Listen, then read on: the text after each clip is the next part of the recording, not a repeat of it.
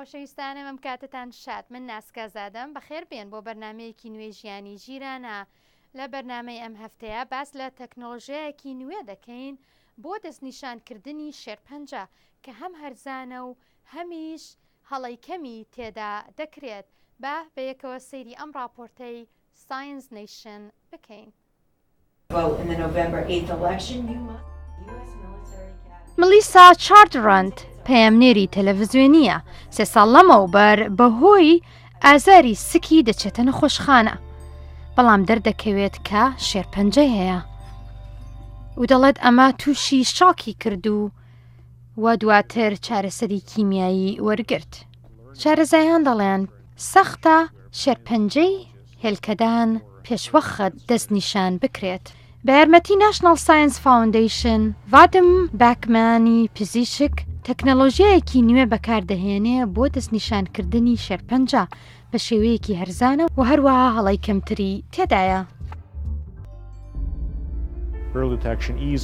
بێگومان زوو دەستنیشانکردنی توشبوون بە نەخۆشیەکە نەک هەر گرنگە بەڵکو تاگە ڕێگامانە بۆ بردنەوەی شەڕەکە لە دژی شێرپەنجە. ئەو دکتۆرە و تیمەکەی تەکنۆلۆژیانەوە بەرەو پێش دەبن کە پێی دەگوترێت بایا فۆتۆک. باکمان و تیمەکەی پرۆسەکەیان بەم شێوەیە.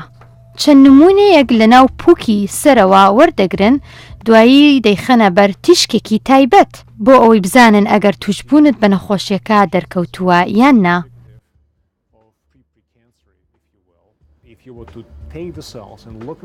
ئێمە پەرە بە ئامێری مایکرۆسکۆپ دەدەین تاوەکو لەبارەی پێکهاتە و چۆنێتی دروستبوونی شانە بزانین و ئەم تەکنەلۆژیایە بوو زوو دەستنیشانکردنی شێرپەنجە بەکاردەهێنین. ئەم پرۆسەیە زۆر هەستیارە کە تەنانەت دەتوانێت شتی ئاسایی بچووکیش لە ناو هەموو بەدەن دەستنیشان بکات.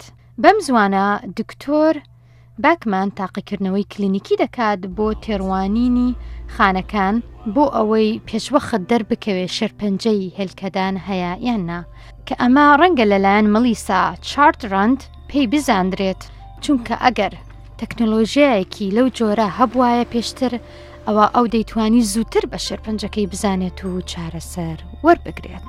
خۆشەویستانم شارەزایانی تەندروستی چەند ئامۆژگاریەکمان دەکەن بۆ پاراستنی چاوەکانمان کە دەڵێن تاقیکردنەوەی پزیشکی ساڵانە ئەنجام بدا بۆی بزانیت نەخۆشی چاوت هەیە یان نا.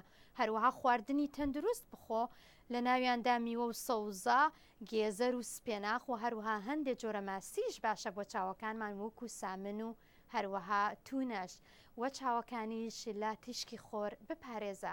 بەم جۆرە هاتینە کۆتایی بەرنامەی ژیانی ژیرانە لە بیر نەکەن ئیمێڵم بۆ ڕەوانە بکەن بۆ ناونیشانی nzada@voanews.com تا جارێکتر خواتان لەگەڵ.